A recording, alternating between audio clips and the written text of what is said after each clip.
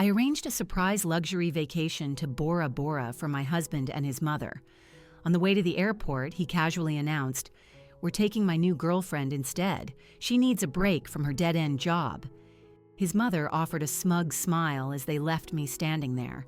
Little did they know I'd secretly rebooked their dream getaway to an industrial heritage tour in Norilsk, Russia. The look on their faces when they landed, priceless. "We're taking my new girlfriend instead. She needs a break from her dead-end job." The words drifted through the climate-controlled air of our luxury SUV, as toxic and suffocating as carbon monoxide. I turned to stare at Julian, my husband of 7 years, convinced I must have heard him wrong. The airport terminal was just ahead, its departures board a glowing marquee in the early morning haze, a beacon for the escape I had spent 2 years meticulously crafting, a vacation that, apparently, no longer had a seat for me. "You can't be serious," I managed to whisper, my voice a fragile thread against the engine's low hum. But the expression on his face confirmed it all. That little half-smile I once found so captivating now seemed twisted, a caricature of cruelty I didn't recognize. In the passenger seat, Eleanor, my mother-in-law, adjusted her large Chanel sunglasses. "Chloe, darling, surely you could see this was coming. Julian needs a partner who can match his own drive."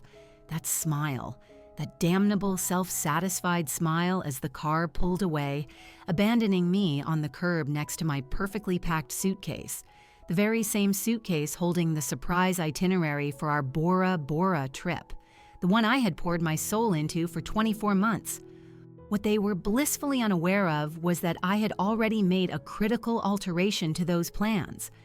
I used to chart my life's progress by the number of times Eleanor would purse her lips in disapproval of my efforts.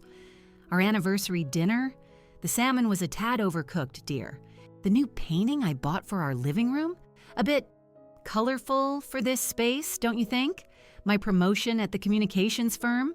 Well, it's not exactly a vice presidency at a bank, but it's lovely that you have your little projects. If you've ever hit your absolute limit with someone who treated you like an afterthought, go ahead and hit that subscribe button. It's free, and you'll become part of a community that understands that sometimes the ultimate revenge is simply reclaiming your own narrative. Now let's get into how Chloe turned her devastation into deliverance. For 7 years, I had bent and contorted myself into a pretzel, trying to become the woman I thought Julian wanted. I taught myself about modern art because he collected it, even though I found it cold and soulless. I took up golf, spending weekends feigning interest in a game I despised, all to fit into his world. I even bleached my naturally dark brown hair to a shade of champagne blonde that Eleanor deemed more sophisticated, because Julian had mentioned offhandedly one evening that he found blondes more striking. "You have such wonderful potential, Chloe," Eleanor would say, rearranging the throw pillows on my own sofa while I was at work. "Julian just requires a partner who can keep pace with his trajectory." The trajectory. It was always about the trajectory. Julian's father had been a high-ranking executive who passed away when Julian was in law school, but Eleanor spoke of him as if he were a titan of industry. Everything in their world revolved around appearances, status, and relentless upward mobility. I'd been funneling money into the Bora Bora fund since our 5th anniversary. Every bonus from my job, every side project I took on, every bit of our tax refund, all of it was discreetly moved into a high-yield savings account Julian knew nothing about. Not because I was trying to be deceptive, but because our finances only seemed to matter to him when they flowed from his family's trust. "The overwater bungalows have glass floors," I would murmur to myself late at night, scrolling through resort photos on my laptop while Julian was out for another late night at the office. You can literally watch the fish swim beneath your feet. I had envisioned the look of pure shock and joy on his face. This trip was meant to be the antidote to everything we had lost over the years: spontaneity, connection, a sense of shared wonder. My travel agent had been forthright about the expense. "This is our most exclusive package, Mrs. Sterling," she had explained, her eyes giving my off-the-rack dress a quick, dismissive scan. I had slid my credit card across the polished desk with a quiet sense of purpose. "It's an investment in our marriage," I'd said, forcing myself to ignore the knot of anxiety forming in my stomach over the mountain of debt I was taking on. At minimum, it would take 4 years to pay off. It would be worth it, I told myself, just to see a genuine spark of appreciation in Julian's eyes again. Of course, the warning signs had been there, flashing like neon lights I chose to ignore. The late nights that ended with his suit jacket smelling faintly of a floral perfume that wasn't mine. The sudden, inexplicable password that appeared on his phone. The way he'd roll over and face the wall the moment I got into bed. "He's just stressed about the merger," I'd told my sister Maya during one of our weekly calls. "Once he makes partner, things will settle down." "Chloe," she had said, her voice laced with a gentle but firm concern. "You've been saying some version of that for the last 3 years." I had ended the call, feeling a prickle of irritation. She just didn't get it. She didn't understand the immense pressure Julian was under, the weight of expectations from Eleanor, from the senior partners at his investment bank, from himself. Or perhaps I was the one who didn't understand that I had become mere static in the background of my own life. 2 months before our departure date, I discovered a long, platinum blonde hair on the collar of his coat. It wasn't mine. My champagne blonde had long since grown out, another piece of personal maintenance I'd let go as I diverted every spare dollar to my secret vacation fund. "Just working with the new intern on the Henderson portfolio," he'd said, his eyes glued to his laptop screen. "She's incredibly ambitious. Reminds me of myself at that age, actually." I had just nodded, swallowing the bitter taste of suspicion that rose in my throat. Instead of confronting him, I went back to my laptop and researched private snorkeling tours and couples spa treatments. I finalized the booking for a special dinner on a secluded sandbank, complete with a private chef and a musician. I even hired a photographer to capture what I desperately hoped would be Julian's unforced, genuine smile, a smile I hadn't seen directed at me in what felt like an eternity. On the morning of our trip, I was up at 4 a.m., buzzing with an anxious excitement that made sleep impossible. I prepared Julian's favorite breakfast, a perfect croque monsieur with Gruyere cheese and a hint of nutmeg, and set the table using the formal dinnerware Eleanor had given us as a wedding gift. For special occasions only, she had instructed, as if I might be tempted to use them for a casual weeknight meal. I put on the silk sundress Julian had once told me made my eyes look like the ocean, a comment made years ago during our honeymoon. My hair was freshly colored, my nails impeccably manicured. I was the perfect wife, orchestrating the perfect surprise, a last-ditch effort to salvage what we had lost. The doorbell chimed just as I was artfully arranging a fan of sliced pear on his plate. I glanced at my reflection in the hallway mirror, took a deep breath, and told myself this was it. This was the moment everything would turn around. I opened the door to find Eleanor, draped in a cashmere travel wrap despite the humid July air, her matching designer luggage standing sentinel beside her. "Chloe," she said, offering an air kiss that landed somewhere near my ear. "Julian mentioned you'd be ready to go. The car service is here." I stood there blinking, utterly bewildered. Car service? I thought we were just driving ourselves to the airport. Eleanor let out a faint, weary sigh, the familiar sound of my perpetual inadequacy. Julian handled the arrangements. "Didn't he tell you? So typical. Men are hopeless with the details." She swept past me and into the house. "Is that breakfast? We really don't have time. The flight board's at 9. "Flight? But our flight isn't until—" I trailed off, a cold dread seeping into my stomach. Our flight? The tickets were in my name and Julian's. The confirmation emails were in my inbox, and mine alone. Julian appeared at the top of the stairs, rolling a large suitcase behind him. "Morning," he said, his gaze flickering somewhere past my shoulder. "Ready to go?" "Mom's driver is waiting." It was then that I noticed. His suitcase wasn't the one I had helped him pack the night before. "Where's the gray Toomey?" I asked, my voice sounding strangely hollow. Julian shrugged. "This one's bigger, more practical for a longer trip." A longer trip. The exact duration of the Bora Bora vacation I had planned. 2 weeks in paradise, a fantasy I'd been nurturing for 2 long years. "Let's be off," Eleanor said, glancing at her Cartier watch. "We're meeting her at the terminal.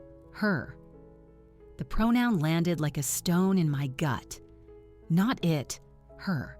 And yet I still followed them out to the waiting black town car, my own suitcase trailing behind me like a lost puppy, my mind desperately clinging to the hope that this was all some bizarre, elaborate misunderstanding. It wasn't until we were merging onto the freeway halfway to the airport that Julian finally uttered the words, casual, dismissive, and utterly final, that shattered the carefully constructed facade of my 7-year marriage. "We're taking my new girlfriend instead. She needs a break from her dead-end job." I felt the oxygen rush out of my lungs as if I'd been physically struck. Time seemed to warp, the passing cars blurring into streaks of light as my brain struggled to catch up. "You're what?" I finally managed, the words sounding alien to my own ears.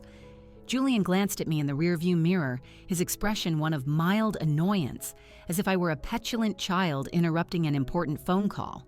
"Sophia, my girlfriend. You met her, remember?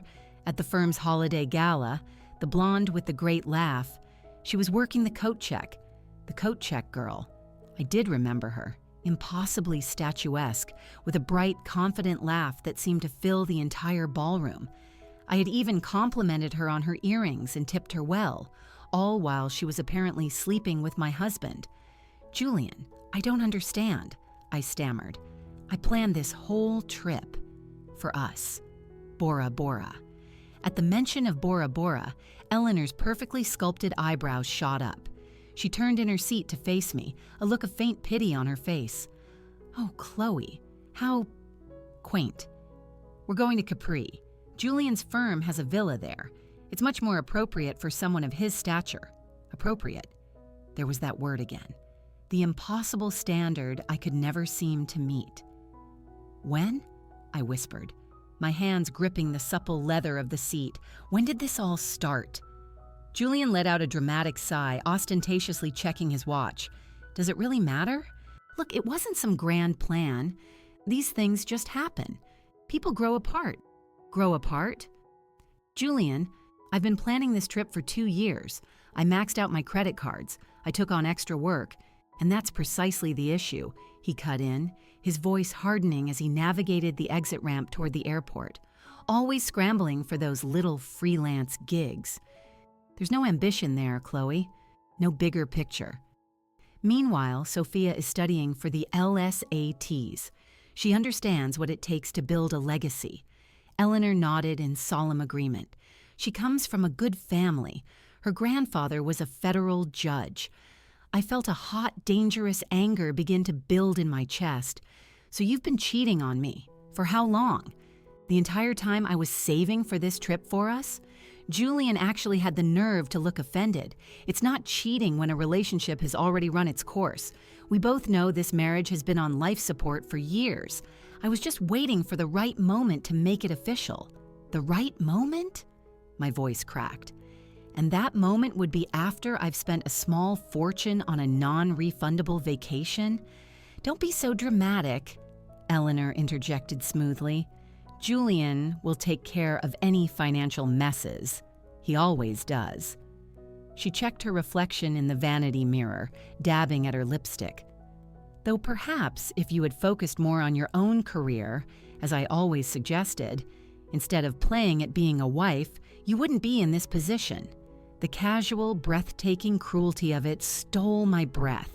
7 years of trying to earn this woman's approval, and she could dismiss my entire existence with a flick of her wrist.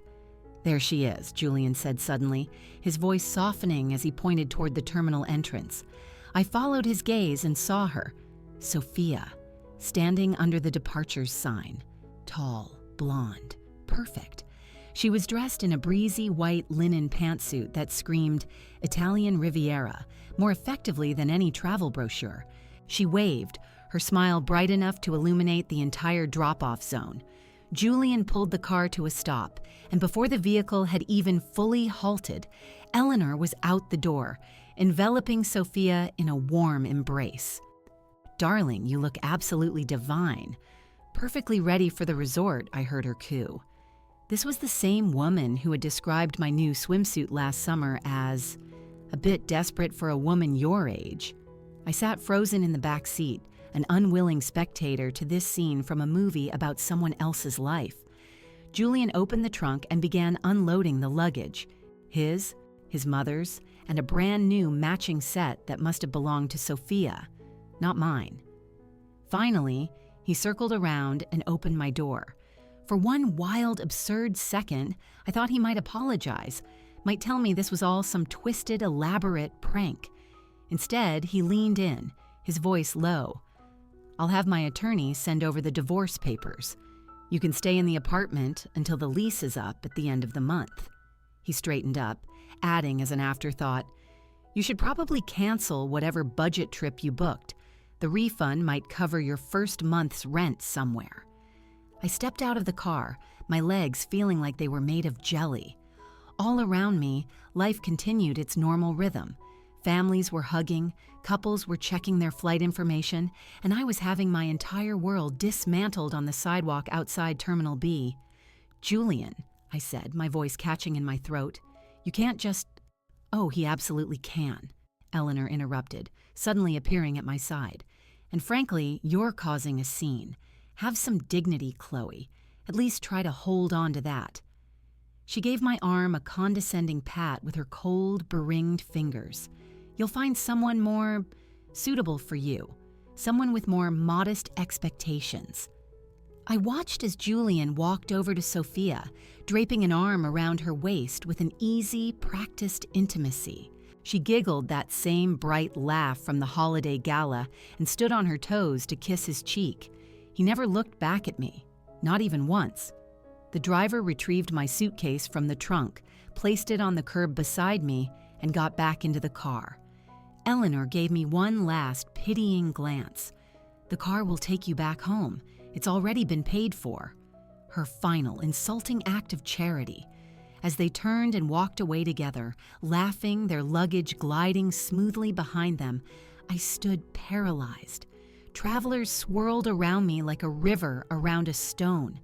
Some cast curious glances my way, but most were too wrapped up in their own journeys to notice the woman whose life had just been shattered on the pavement. I don't know how long I stood there, staring at the automatic doors through which they had vanished. Long enough for the sun to climb higher in the sky, long enough for the tears to dry on my cheeks before I even realized I had been crying. And then my eyes fell on a folded piece of paper that had slipped out of my purse.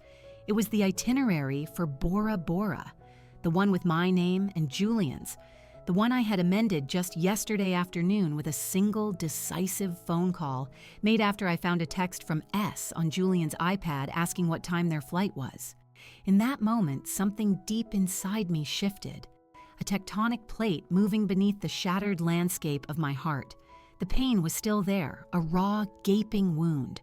But rising up from the depths was something else, something I hadn't felt in years. It wasn't just anger, it was clarity.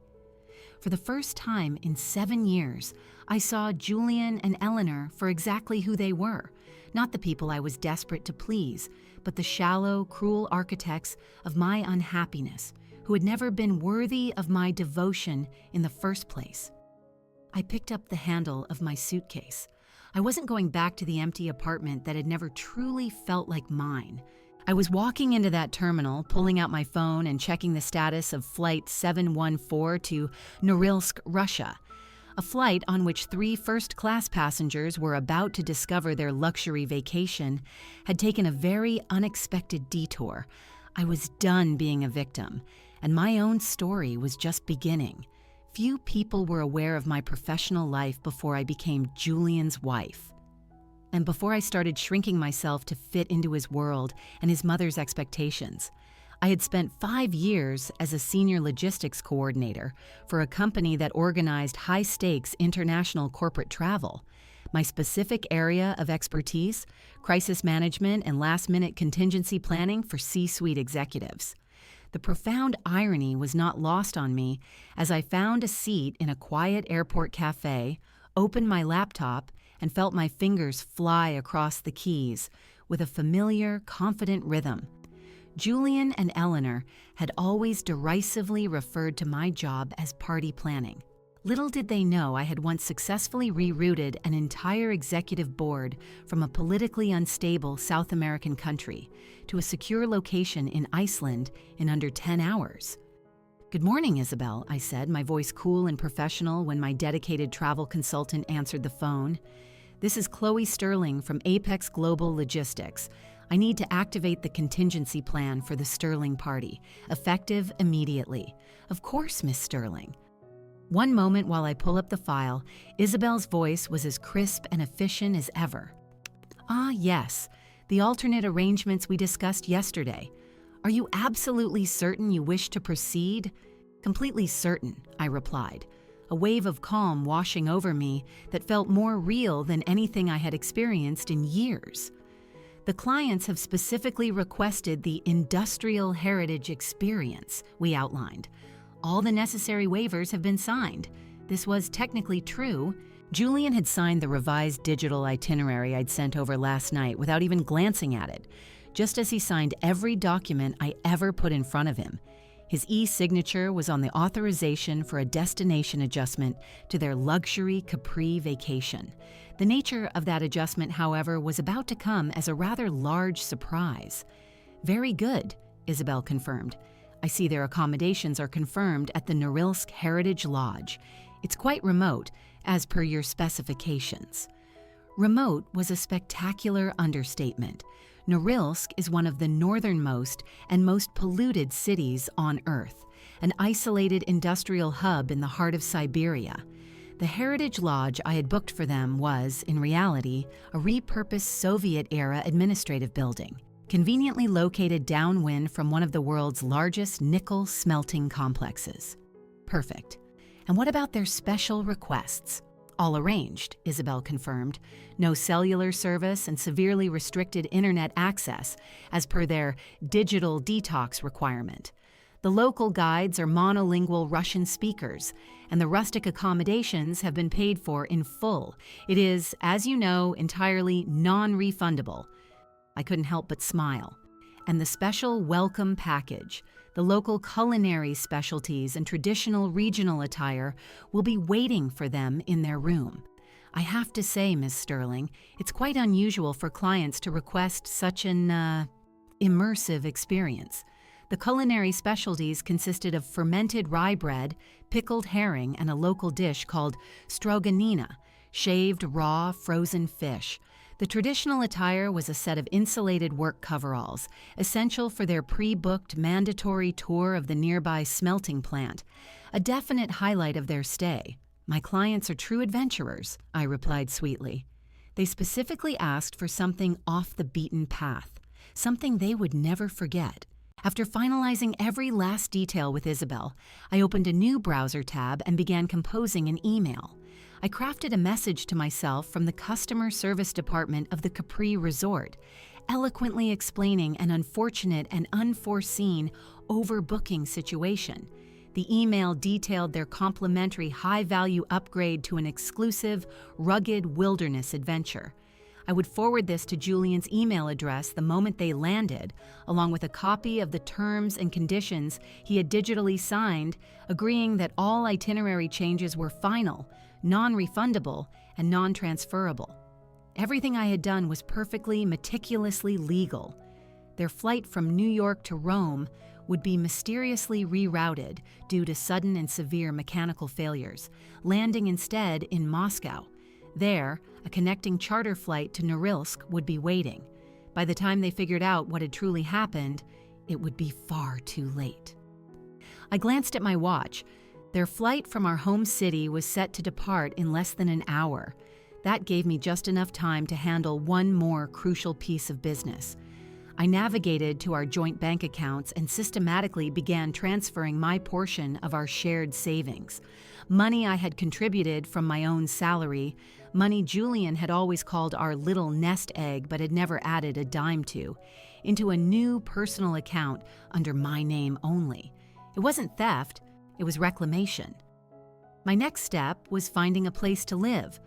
Not in our upscale neighborhood where I might run into Eleanor's judgmental friends, but a small modern studio apartment across the city, something temporary, a command center from which I could begin to rebuild my life.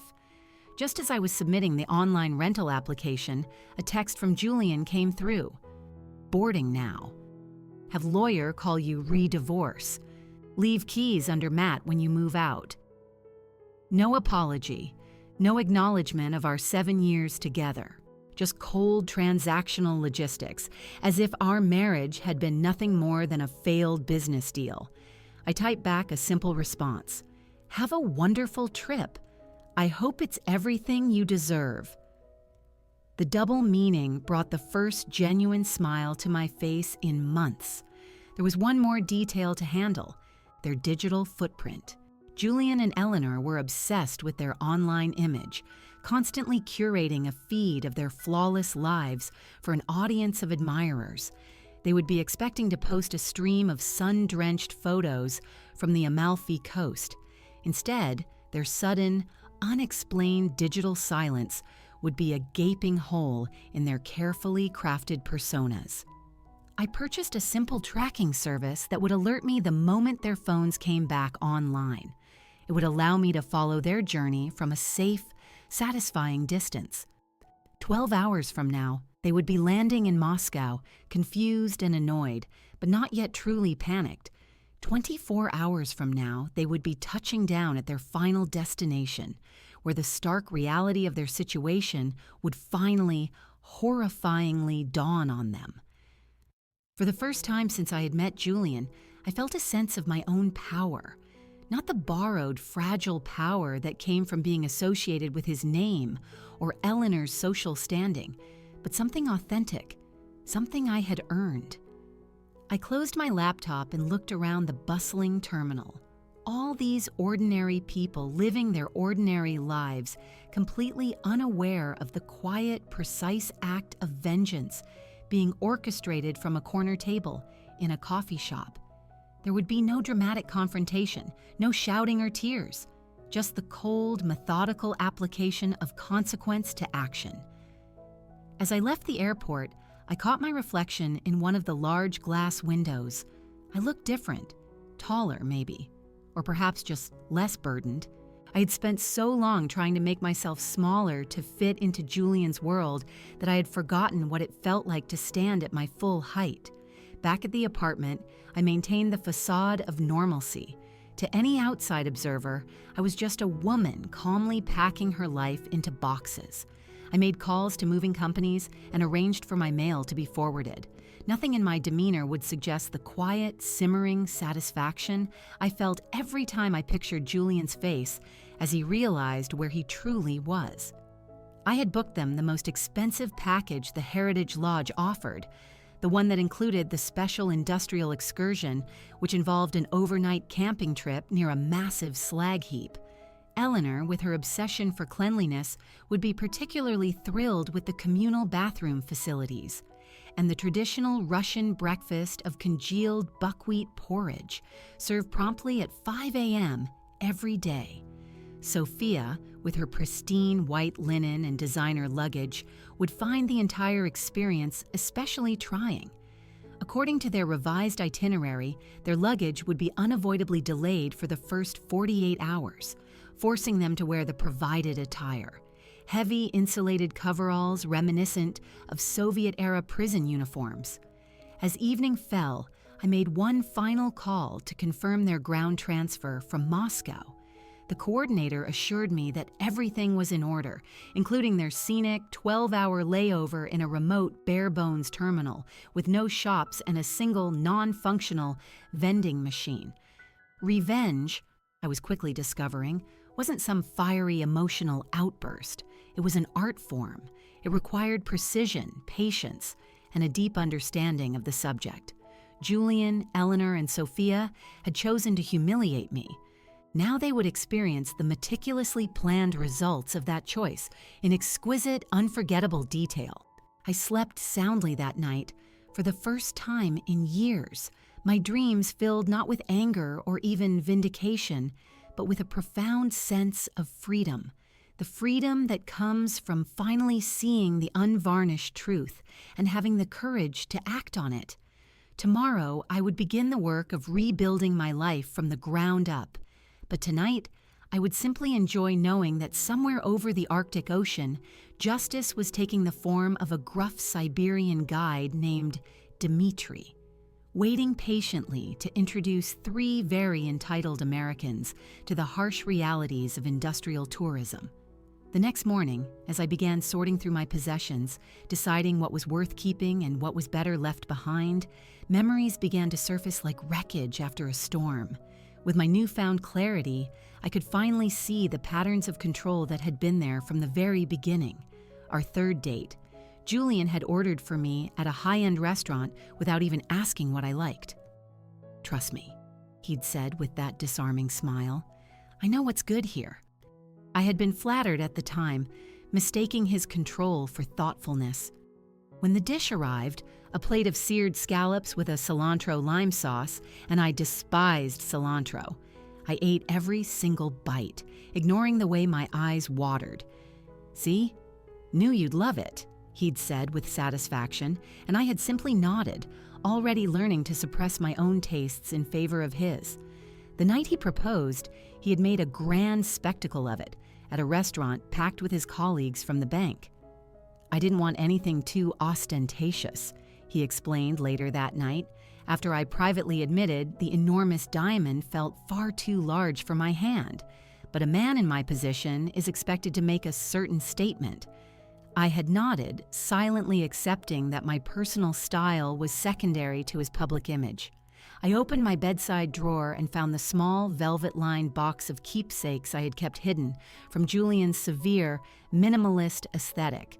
Inside was a dried flower from a bouquet I'd bought for myself after a promotion, a postcard from my sister Maya's trip to the Grand Canyon that Julian had dismissed as pedestrian, and a small sketchbook filled with fashion designs I had dreamed of pursuing before he convinced me that a career in communications offered more stability.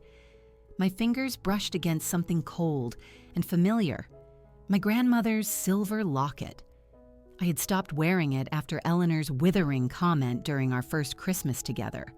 "How provincial," she had murmured, examining it as the family exchanged gifts, all wrapped in coordinated, expensive paper. Julian's grandmother had an exquisite jewelry collection. Perhaps one day he'll let you borrow a piece, something more befitting a sterling. The memory triggered another, more recent one. Last Thanksgiving, when Eleanor hosted 30 of their closest friends, I had spent 2 full days helping her prepare, only to find my place card at a small auxiliary table in the kitchen. "Oh, didn't Julian tell you?" she'd said with feigned surprise. "We needed your seat for Judge Atherton's daughter. She just returned from a semester abroad and is considering a career in finance. She and Julian have so much to talk about." The daughter's name had been Sophia. I sank heavily onto the edge of the bed. Sophia wasn't some random coat check girl he had met by chance. She had been strategically woven into our lives for months, maybe longer. The holiday gala, the Thanksgiving dinner. There were probably dozens of other chance encounters I had never even been aware of. And that semester abroad story was a lie. Sophia had been working at the gala just weeks before Thanksgiving, hardly the lifestyle of a jet-setting heiress. The entire elaborate backstory was a fabrication designed to make her seem more suitable, more aligned with their dynastic ambitions. A bitterly hilarious detail bubbled up from my memory. Julian hated cilantro too. I'd found this out months into our marriage when he'd recoiled from a garnish on his plate. "Can't stand the stuff," he'd muttered. When I reminded him of our third date, he'd been dismissive. "You must be misremembering. I would never have ordered that." But I wasn't misremembering. I had simply learned to accept his version of reality as more valid than my own. It was the first of countless times I'd allowed my personal history to be rewritten, like our wedding. I had wanted a small, intimate ceremony at the botanical garden where we'd had our first proper date. Julian, at Eleanor's insistence, had demanded a 300-person affair at their family's country club, with a guest list composed almost entirely of people I had never met. "This is how it's done in my family," he'd stated, making it clear that his traditions were now my own. As I walked down the aisle, Eleanor had actually stopped the procession to fuss with my veil, whispering, "Chin up, dear. You're marrying up. Try to look like you deserve it." Even my career had been systematically downsized. When we first met, I was managing complex international logistics for major corporations. After we married, Julian suggested I take a less demanding role at a friend's local firm. "It'll reduce your stress," he'd explained. "Besides, my career is intense enough for both of us." I had believed him when he said it was for the good of our marriage, for the future family we talked about. The family that never came, because Julian always had a reason to wait. The next promotion, a bigger apartment, the right time. In truth, children were never part of his plan for me. They would have divided my focus, given me an identity that existed outside of being his wife. The buzz of my phone pulled me from my thoughts. It was a notification from the tracking app. Their plane had landed in New York for their connection. Soon they would be over the Atlantic, still blissfully ignorant of their true final destination. As I closed the notification, I saw an old text thread from my former colleague, Marco. He had reached out 6 months ago about a new venture. "We're expanding our Asian operations and need a head of logistics. The travel is extensive, but the compensation is extraordinary." I had turned it down without a second thought, without even mentioning it to Julian, knowing he would veto the idea immediately.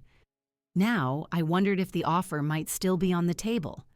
I continued packing, unearthing more evidence of my gradual self-erasure.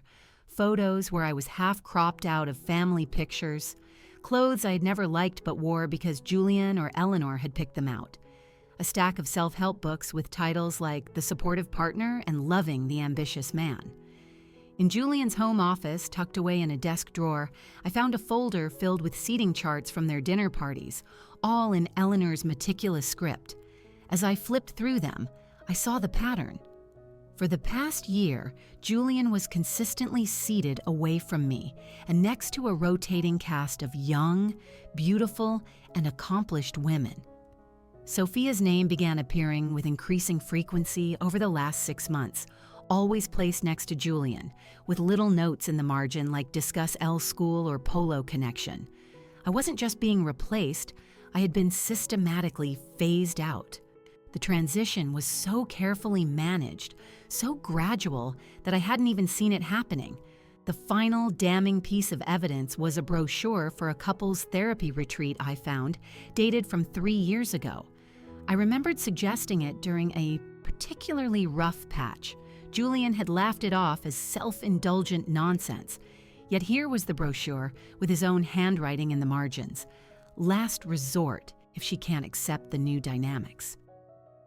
Even then, he had been plotting his exit, building a case for why our marriage had naturally run its course.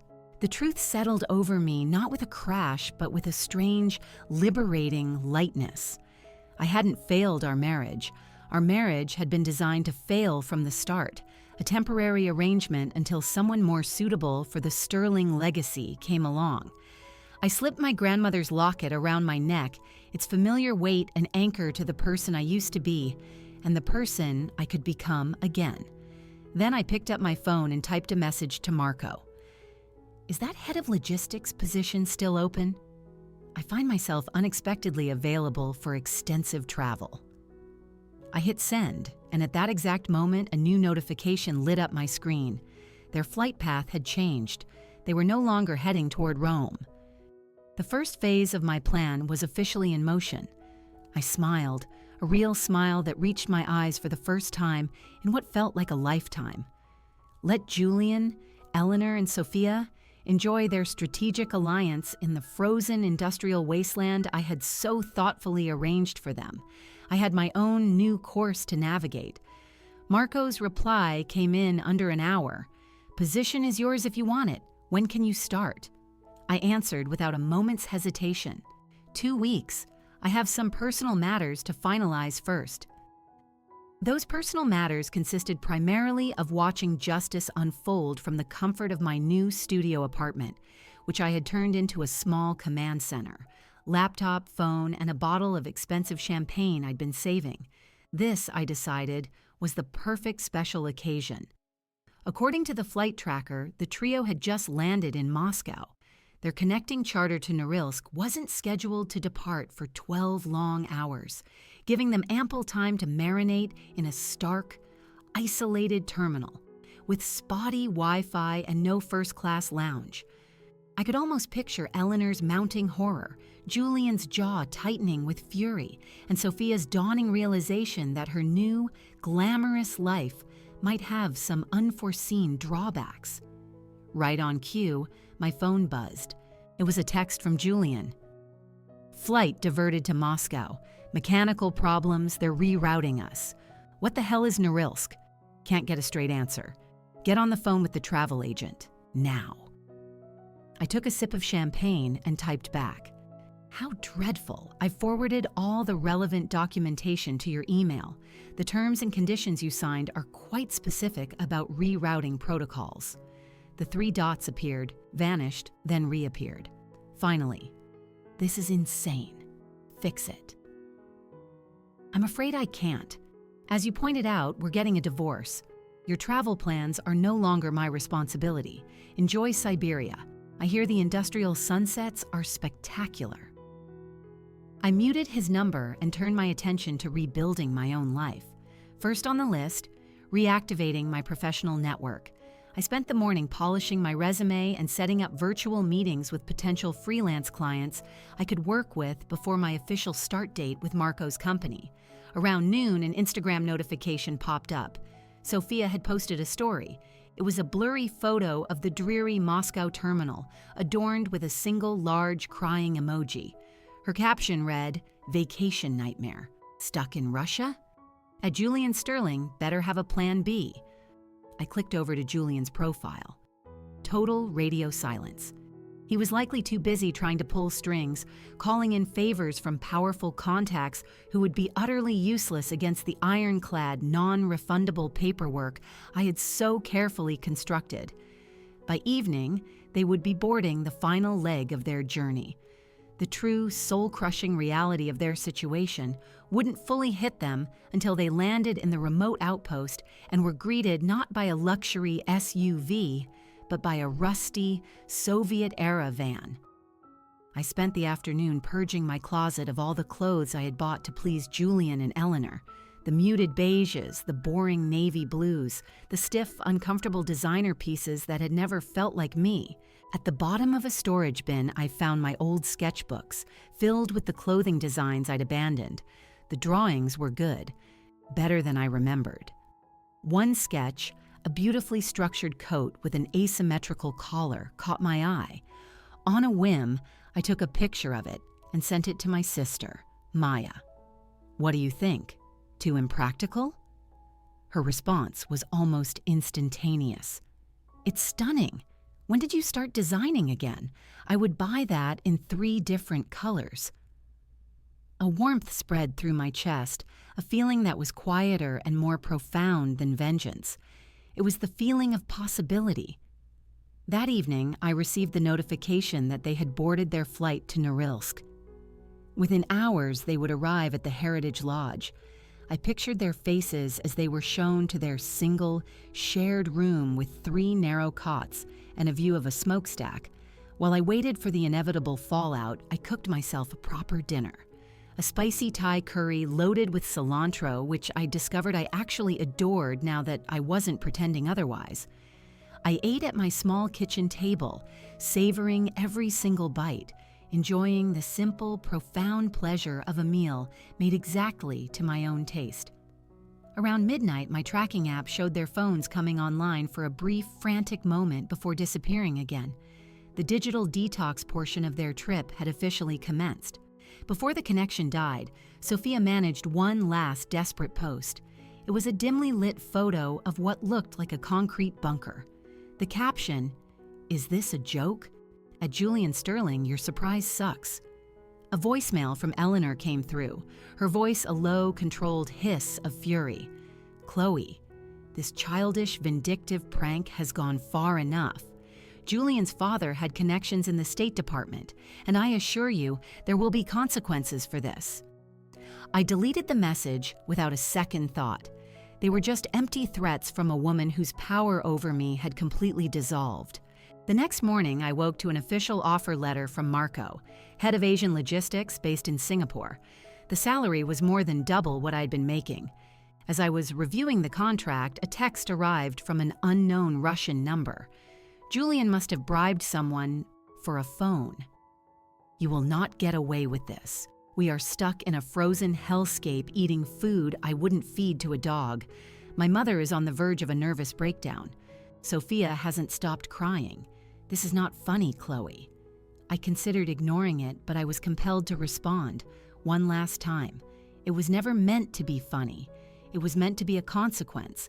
Enjoy the authentic wilderness experience you signed up for. I've moved on. And I had. The righteous fury that had fueled my revenge was fading, replaced by a strange and wonderful lightness. The satisfaction I felt wasn't in their suffering, but in my own liberation. They were no longer the main characters in my story. They were a footnote in a chapter I was finally closing.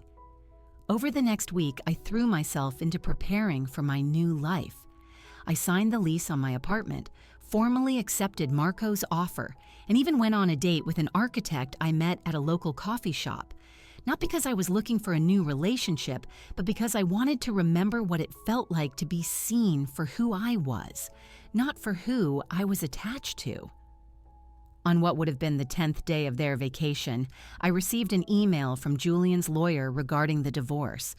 I forwarded it to my own attorney, a sharp, no-nonsense woman Maya had recommended, and went back to packing for my move to Singapore. That evening, I sat on the small balcony of my new apartment, watching the sunset paint the sky in vibrant shades of pink and orange, colors I had once thought were too bold. My grandmother's locket caught the last rays of fading light as I raised a glass of champagne in a silent toast, not to revenge, but to liberation, to the woman who had been buried for 7 years and had finally clawed her way out, to setting boundaries that would never be crossed again, to a life that was, at long last, unmistakably and unapologetically my own. Somewhere in Siberia, Julian, Eleanor, and Sophia were counting the days until they could return to civilization. They would get back eventually, humbled and furious. But I would already be gone, 30,000 feet in the air, heading toward a future they had no power to shape. And for the first time in a very long time, that future felt limitless. If Chloe's journey from betrayal to empowerment resonated with you, hit that subscribe button to join our community. Remember, the most powerful revenge isn't about getting even. It's about reclaiming your own worth and building a future that is entirely brilliantly yours. Thanks for reading, and I'll see you in the next story. End of story.